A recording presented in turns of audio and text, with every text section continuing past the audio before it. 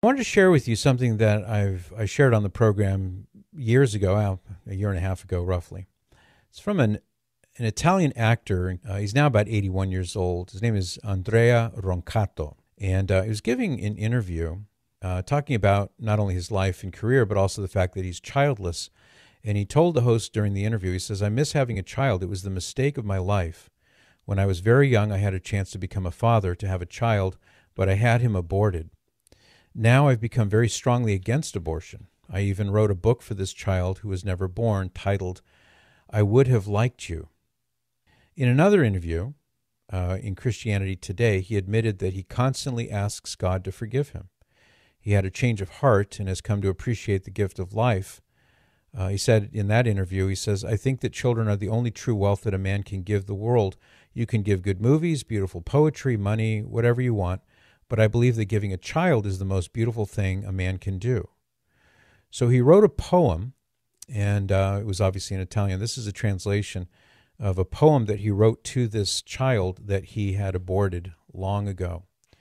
And I'm going to do my best to get through this. He says, "I would have liked you to be small so I could hug you. I would have liked you to be big so I could lean on you. I would have liked you to be looking out the window in winter, watching the snow begin to fall. I would have liked you to be lying under the covers during a storm, silent so you could hear the sound of the rainfall. I would have liked you to be kind to dogs so you could pet them, and affectionate with the elderly so you could love them. I would have liked you to be handsome so I could brag about you, with big eyes like your mother's. I would have liked to sing to you, to make you fall asleep and continue the dream that woke you up. I would have liked you to be shy so I could see you blush, and stubborn so I could argue with you. I would have liked you to be at my side so the two of us could walk in silence, trying to understand what the other was thinking inside and couldn't manage to say. I would have liked to teach you all the things I don't know how to do. I would have liked you to leave someday so I could have the pleasure of seeing you come back home. I would have liked you to experience your first love.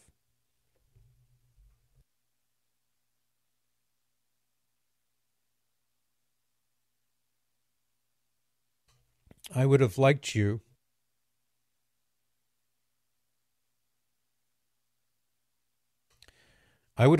near me on the day I must leave this world.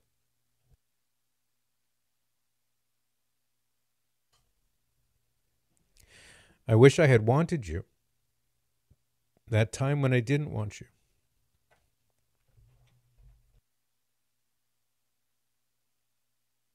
Well, I wasn't any more successful this time than I was last time. But man, does that not hit home? I'll post that for you. And I don't know what else to say. It's all about abortion. This whole mess we're in.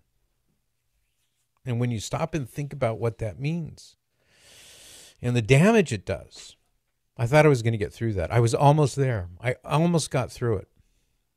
But that's a good thing, right? Because if that doesn't hurt you, if that doesn't get you, then there's something wrong with you. You know what I'm saying? And that's a big part of what we're going through right now. There's something wrong where people just cavalierly, clinically, politically are okay with that. How can you be okay with that? I don't understand. That does not make sense to me. Maybe somebody should send this poem from this man, this actor, to the pro-abortion politicians, and who knows, maybe they'll read it and think about it. I don't know. But if that doesn't get you, I can't imagine what would get you on this topic. So thank you for being patient with me.